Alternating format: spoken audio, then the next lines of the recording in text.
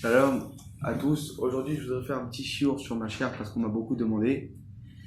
Et je voudrais amener plusieurs thèmes. Première des choses, c'est je voudrais ramener des Chachamim, ce qu'ils ont dit sur les épreuves du Mashiach.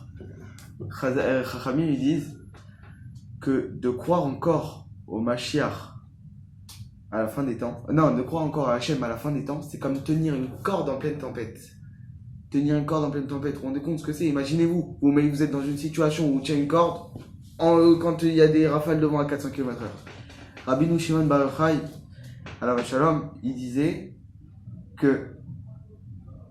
comme ça: Amen que Mashiach vienne, mais je veux pas être là pour le voir. On m'a posé la question pourquoi. Il a dit parce que les épreuves de Mashiach, elles seront trop dures. Et il y a aussi un Rav qui racontait, je ne me rappelle plus exactement, je me rappelle plus de son prénom. Un Rav, il disait comme ça, il donne un exemple. Il dit, c'est comme si que, imaginez-vous, prenez un exemple, il y a quelqu'un qui se fait courir derrière par des nazis.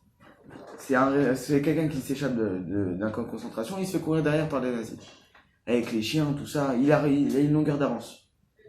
Et à un moment, il voit un tunnel, il rentre dans le tunnel. Et il court comme ça, il court, il entend les chiens derrière et les nazis. S'il s'arrête, il se fait bouffer et il se fait tuer en même temps.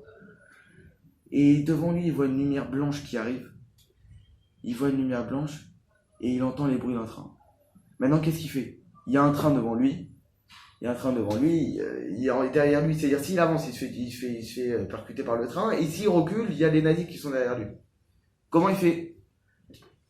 Il dit comme ça, sur le côté d'un train, il y a tout le temps un petit espace où il y a pile la place pour glisser un homme. Et il dit, c'est comme la fin des temps. Quand on va être dans cet espace-là, à la fin des temps, à l'époque du Mashiach, pour pas tomber, il n'y a rien pour s'accrocher. Pour pas tomber, il faudra mettre les ongles dans les murs.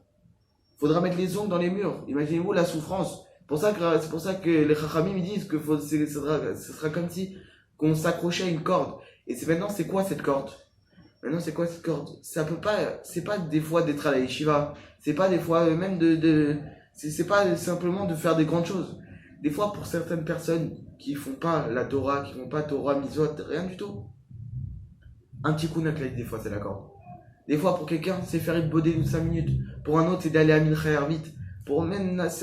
Chacun sait en vérité, c'est quoi cette corde. Chacun sait, c'est quoi sur laquelle chose il doit s'arranger. Des fois, en religieux, c'est quoi? C'est de peut-être corriger une petite mida ou de savoir sur quel point il faut qu'il prenne. Pour quelqu'un d'autre, c'est parce qu'il sait qu'il a fait des avérotes étant jeune, donc il veut faire le tikkun lokali pour réparer. Et même pour une femme, de plus faire la bise au garçon. Ça, c'est l'accord. Des machères, quand il va venir, il va pas simplement nous juger pour dire t'as pas étudié la Torah toi pendant 10 heures par jour. T'as un rachat en vérité, c'est ça. Le machère, il va pas venir dire ça. Machère, il va venir qu'est-ce que t'as fait en vérité. Et un, il va venir, il va dire j'ai fait tikkun lokali parce que j'ai voulu me réparer. Une autre, elle dit, j'ai pris sur moi de plus faire la bise au garçon, parce que c'est comme ça que la Torah demande. Même si ça a été difficile, cette corde-là, c'est de se dire, je fais une petite chose en plus. Ma chère bientôt, Amen, amen.